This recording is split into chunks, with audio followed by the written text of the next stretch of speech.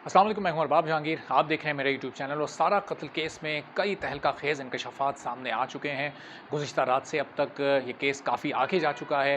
पहले इब्तदाई एक बयान कातिल शाहनवाज़ का सामने आया, उसके बाद जब तफसीली बयान सामने आया तो उसमें एक पूरा बैकग्राउंड इस कत्ल का बताया गया है कि क्यों ये कत्ल हुआ और क्यों ये वाक़या पेश आया। अदालत में जो कार्रवाई हुई उससे मुताल्लिक भी आपको इस वीडियो में मैं अपडेट करूँगा कि कैसे अब अदालत ने इस कार्रवाई को आगे बढ़ाना शुरू कर दिया है। पुलिस की जानिब से तफ्तीश और तहकीकात का सिलसिला जारी है। तो जो लोग अभी तक चैनल को सब्सक्राइब नहीं कर सके, बराए करम आप तमाम लोग चैनल को सब्सक्राइब कर लें ताकि ये तमाम वीडियोज़ और इस वाक़े से मुतालिक तमाम अपडेट्स आप तक फ़ौरी और बर वक्त पहुँचती रहें। तो जनाब, पहले अदालती कार्रवाई से मुतालिक मैं आपको अपडेट करता हूँ। आज शाहनवाज़ को जब पुलिस ने अदालत में पेश किया, वहाँ पर अदालत ने, फ़ाज़िल जज ने पुलिस को 2 रोज़ा जिस्मानी रिमांड शाहनवाज़ का दे दिया और साथ-साथ शाहनवाज़ के वालिद यानी अयाज़ अमीर साहब और उनकी अहलिया और शाहनवाज़ की वालिदा, उन दोनों के भी पुलिस को वारंट गिरफ्तारी जारी कर दिए गए हैं। यानी अब इस्लामाबाद पुलिस किसी भी वक्त, और हो सकता है जब आप ये वीडियो जिस वक्त तक आपको पहुँचे, चूँकि इसका पूरा एक अमल प्रोसेस होता है, ज़ाहिर है वीडियो रिकॉर्ड करके अपलोड करने में जो थोड़ा वक्त लगता है, तो जब तक ये आप तक वीडियो पहुँचे, हो सकता है अयाज़ अमीर साहब और उनकी अहलिया को गिरफ़्तार भी किया जा चुका हो। तो अदालत की जानिब से ये कार्रवाई सामने आई कि अयाज़ अमीर साहब और उनकी अहलिया के वारंट गिरफ्तारी जारी कर दिए गए हैं और शाहनवाज़ का 2 रोज़ा जिस्मानी रिमांड मंजूर कर लिया गया। अब जो शाहनवाज़ ने पुलिस को बयान दिया है इस वाक़े से मुतालिक, जो इस कत्ल का बैकग्राउंड पूरा बयान किया है, वो मैं आपके सामने रखता हूँ कि आखिर इस कत्ल को करने की वजह क्या बनी और गुज़िश्ता 3 माह से इन दोनों के दरमियान क्या चल रहा था। तो 3 माह पहले सोशल मीडिया पर इन दोनों की यानी सारा की और शाहनवाज़ की दोस्ती हुई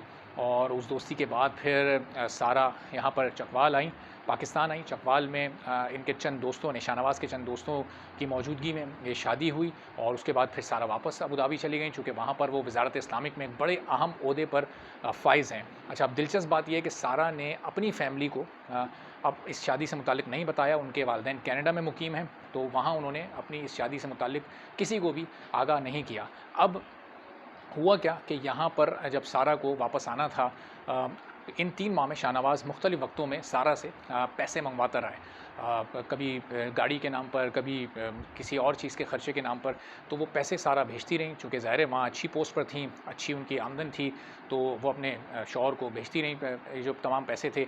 अच्छा, अब जब यहाँ आने से कुछ दिन पहले सारा ने कहा कि जो पैसे मैं भेजती हूँ उससे, शाहनवाज़ को कहा कि उससे आप एक गाड़ी ले लें।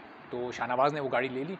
जैसा सारा ने कहा था उस पर उसने अमल किया, लेकिन उसने होशियारी क्या की, उसने धोखे से उस गाड़ी को अपने नाम पर ट्रांसफ़र करवा लिया। अब जब सारा यहाँ पर आई, जब ये बातचीत हुई कि गाड़ी आपने अपने नाम क्यों रखी है, इसको आप मेरे नाम पर ट्रांसफ़र करवाएँ, तो यहाँ से तकरार का सिलसिला शुरू हुआ। फिर जो जितने पैसे सारा ने भेजे थे उससे मुतालिक जब उसने पूछा कि वो पैसे आपने कहाँ खर्च किए, ये मैंने तुम्हारी अय्याशी के लिए नहीं भेजे थे, ये इन कामों के लिए पैसे नहीं थे, तो इसका ज़ाहिर है शाहनवाज़ के पास कोई जवाब नहीं था। यहाँ से फिर ये सिलसिला तकरार का शुरू हुआ, जो बढ़ते-बढ़ते अगली सुबह कत्ल तक जा पहुँचा।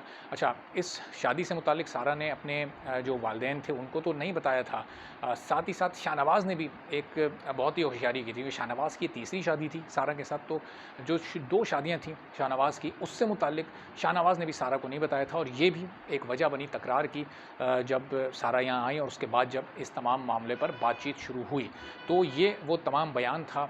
अच्छा, एक और इसमें अपडेट ये सामने आई कि एक चैनल ने ये दावा किया, एक बड़े चैनल ने, और उसने ये कहा है कि एक दरख्वास्त जो सारा थे उनके चचा कर्नल रिटायर्ड इकराम और ज़ियाउर रहीम के उनकी जानिब से ये दरख्वास्त दी गई थी और उसी दरख्वास्त को पुलिस ने फिर अदालत में पेश किया है। तो अब ज़ाहिर है अदालत की कार्रवाई भी सामने आ चुकी है और किस तरह से अब शाहनवाज़ का पहले इब्तिदाई बयान सामने आया था और उसके बाद फिर ये डिटेल कहानी शाहनवाज़ की जानिब से सामने आई। और अब अगर अयाज़ अमीर गिरफ़्तार होते हैं और उनकी अहलिया गिरफ़्तार होती हैं तो उनका क्या कोई किरदार इस केस में है या नहीं, चूँकि ख़बरें कुछ इस तरह की आई थी कि जब शाहनवाज़ ने कत्ल कर दिया था तो उसके बाद एक ख़बर ये आई थी कि शाहनवाज़ की वालिदा ने पुलिस को इत्तला दी और एक ख़बर एक चैनल ने ये चलाई थी कि अयाज़ अमीर ने पुलिस को इत्तला दी। तो फिर पुलिस मौके पर पहुंची और वहाँ जो पूरा क्राइम सीन था उसको मिटाने की उस वक्त कोशिश की जा रही थी। शाहनवाज़ उस वक्त फ़र्श को साफ़ करने की कोशिश कर रहा था, चूँकि वहाँ पर खून काफ़ी फैला हुआ था। फिर क्योंकि पोस्टमार्टम जब हुआ तो पोस्टमार्टम से कोई ख़ास वजह कत्ल की नहीं पता चल सकी थी, चूँकि सर पर भी चोट थी, माथे पर भी चोट थी, लेकिन बाजू पर भी चोट थी, लेकिन वो मौत की वजह नहीं थी। तो मौत की वजह फ़ॉरेंसिक के बाद तमाम लोगों को पता चल सकेगी और ये जो भी तमाम इस सिलसिले में अपडेट्स हैं आने वाले दिनों में जैसे जैसे डेवलपमेंट होती रहेगी रहेगी। शाहनवाज़ अभी जिस्मानी रिमांड पर है। अब जिस्मानी रिमांड में पुलिस क्या उससे उगलवा पाती है और क्या मज़ीद इस केस से मुताल्लिक शवाहिद और सबूत सामने आते हैं, शाहनवाज़ के बयानात सामने आते हैं, और फिर अगर अयाज़ अमीर और उनकी अहलिया को गिरफ़्तार किया जाता है तो उनसे किस तरह से पुलिस तहकीक और तफ्तीश करती है, इस तमाम सूरत हाल पर आपको मैं मुस्तकिल अपडेट रखूँगा। फ़िलहाल इस वीडियो से इजाज़त दीजिए। अल्लाह हाफ़िज़।